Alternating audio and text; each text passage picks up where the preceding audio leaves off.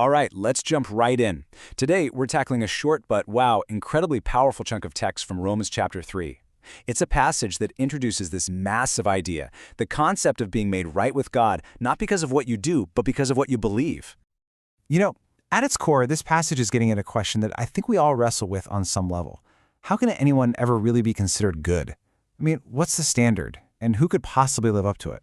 Well, this ancient text offers a pretty radical answer.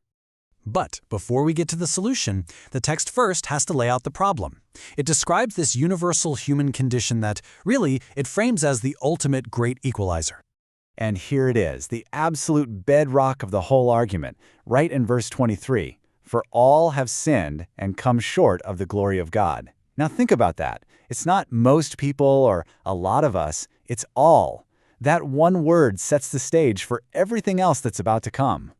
And just in case you missed the point, verse 22 makes it even clearer. It says, "For there is no difference." When it comes to this specific thing, falling short of a divine standard, the text argues we're all in the exact same boat. It's the ultimate level playing field.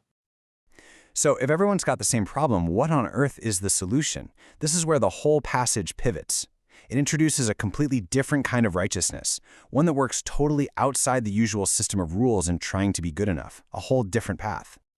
The text basically puts two ideas side by side. On one side, you've got this idea of righteousness from the law. It's based on your actions. It's something you have to achieve. But on the other side, it presents a righteousness from God, which, as verse 21 says, is totally separate from the law. It's not something you earn. It's a gift you receive. Okay, so this brings us to a really key word here, justification. Now, in this context, it doesn't mean the process of slowly becoming a better person. It's more of a legal term. Think of a judge in a courtroom. Justification is the act of being declared righteous. Your official status is changed to right in God's eyes. So if justification is this official declaration, how does it actually happen? Well, the text doesn't leave us guessing. It lays out a very specific three-step process. Verses 24 and 25 break it all down. First, it's totally free, an act of grace. Second, the way this gift is delivered is through something called redemption. And third, the whole thing is made possible by an act called propitiation through faith. Okay, so let's unpack those last two big words. Redemption. It literally means to buy something back, or to pay a price to set a slave free. So what the text is saying here is that this justification involves being set free from the consequences of that falling short we talked about earlier. And that brings us to propitiation. I know, it's a mouthful, but the idea is actually pretty crucial. It basically means an atoning sacrifice. It's an act that satisfies the demands of justice so that forgiveness can happen without just ignoring what's wrong. And why does all this matter?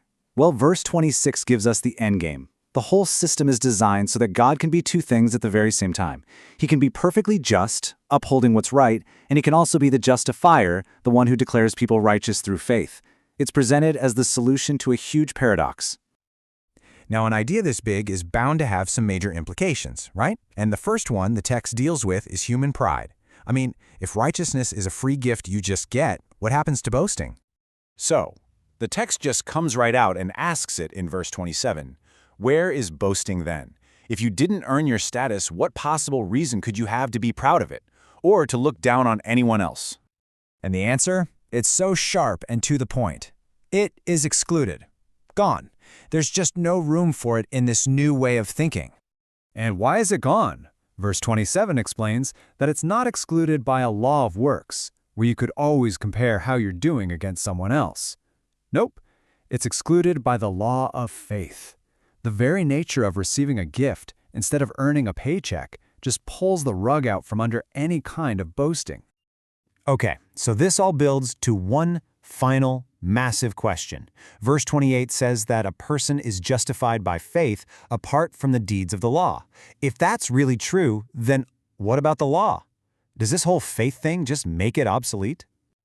The text knows exactly what you're thinking. And so the final verse of this section asks the question head-on.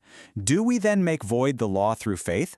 In other words, does this new system just cancel out the old one?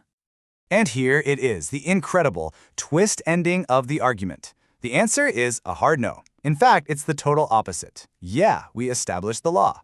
The text claims that this system of faith doesn't get rid of the law, it actually upholds it. So, At the end of the day, the central thesis of this whole passage, the big takeaway, is right there in verse 28. A person is justified by faith, and it's completely separate from doing the works of the law. And that leaves us with this final, really provocative question that kind of circles right back to that surprising climax. How can a system that's based entirely on faith, which is defined as being apart from the law, be the very thing that establishes and upholds the law? That's the amazing paradox this text leaves us chewing on.